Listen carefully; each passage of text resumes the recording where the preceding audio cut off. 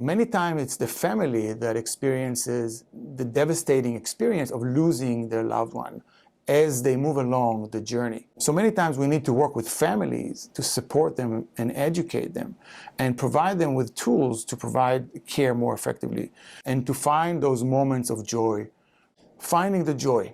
So when you provide care day in, day out, and you're burned out and you're not supported, and you're sad because you're losing your husband or you're losing your mother or your father as they move through this journey, it really seems as though you cannot find the joy because you're so occupied with providing for the basic needs of the person.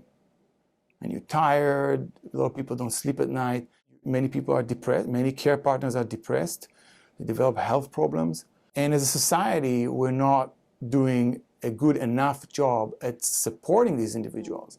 One of the most helpful things, I believe, that people with Alzheimer's disease can benefit from is when their family care partners connect as early as possible with the Alzheimer's Association.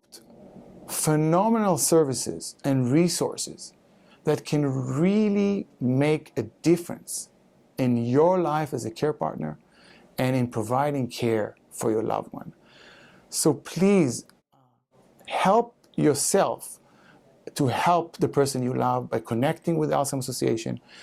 And as importantly, make every effort to educate yourself as much as possible about the disease and about what lays ahead with the disease.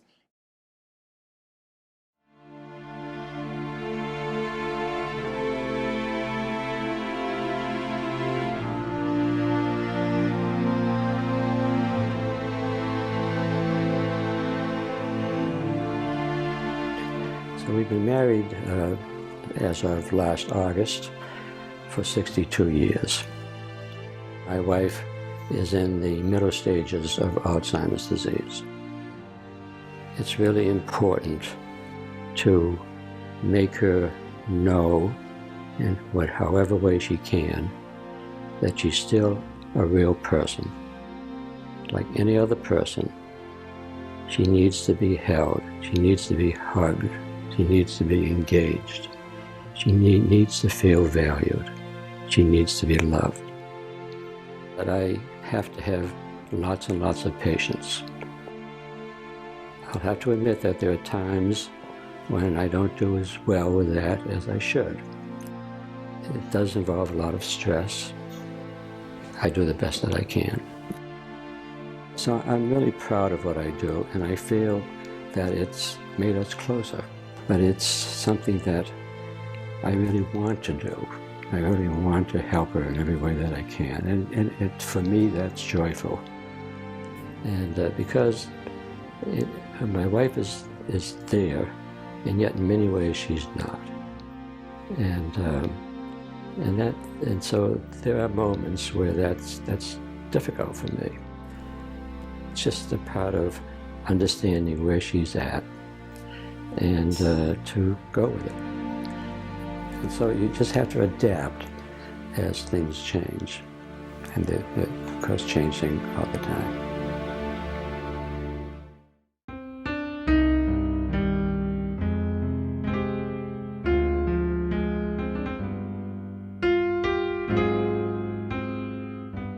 Dementia and Alzheimer's is, a multi-generational disease. It doesn't just impact, the elderly, it impacts their kids, it impacts their grandkids.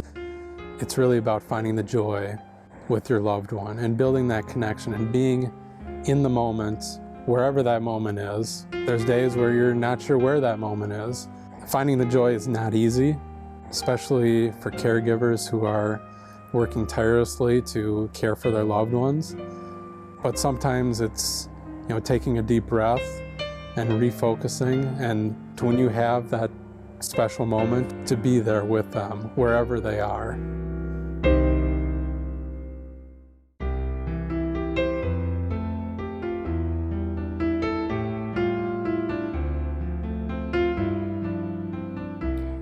Because I'm an artist, I have been thinking about how to express this in artwork.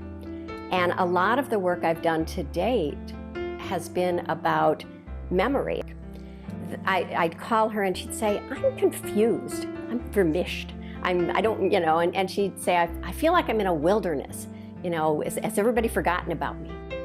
And so I began thinking about what happens when you lose memory to your identity?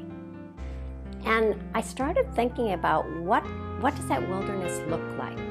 Because it is kind of a wilderness. She's standing kind of at the entrance to this wilderness, and there may come a time when she's right in the middle of it and it's all wilderness. And so it's a way for me to try to step into her experience and to understand it a little bit.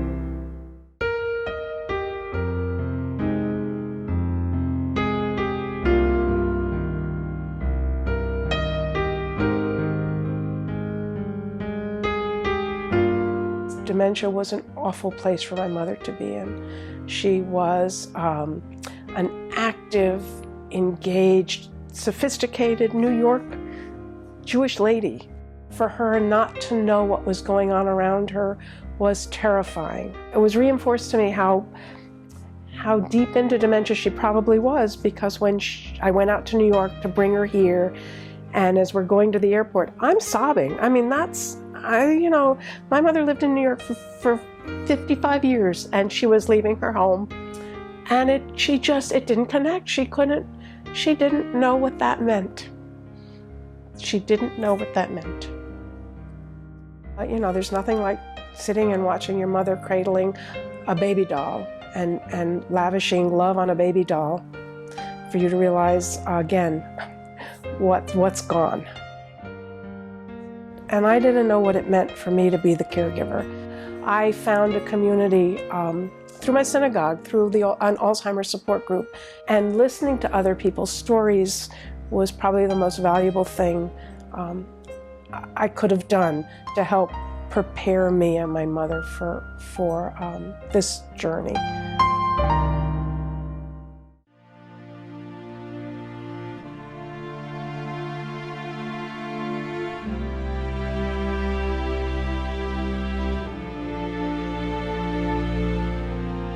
Seeing my mom through the Alzheimer's process was one of the most difficult and rewarding things I've ever done. It's really difficult to deal with someone who is constantly asking the same questions over and over and over and over and over and over and over again. And of course, because dementia so often affects the short-term memory, a minute has no meaning. It was increasingly hard for me to enjoy my parents. And there is some guilt about that. I was angry at times. I was rude to both of them. I would yell at them. And one time, it's like I came so close to even wanting to hurt my mom physically. And I remember taking her, and it's like, Mom. And I look at my hand, it's like around her arm, and she says, you're hurting me. And it's like, oh my God, like what is wrong with me? Once my dad died and we moved my mom, then everything changed. I realized then that my only job was to give her love and pleasure. To just see the world through her eyes also changed me. And probably if my mom hadn't gotten dementia, I probably never would have learned the meaning of unconditional love. I missed her so much. And interestingly, and I think I miss her as she was with dementia.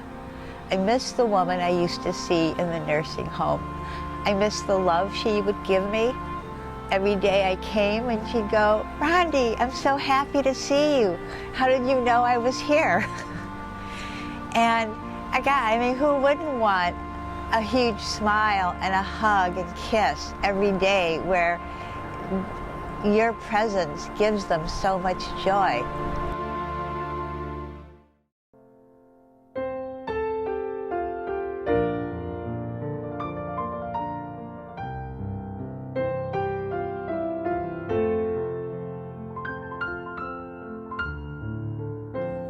there is a very moving prayer. The prayer was, Al tashlichenu le'et zichna. Do not cast us out when we are old. When our strength is gone, do not neglect us. Yes, we will grow older. Yes, we will not be what we were.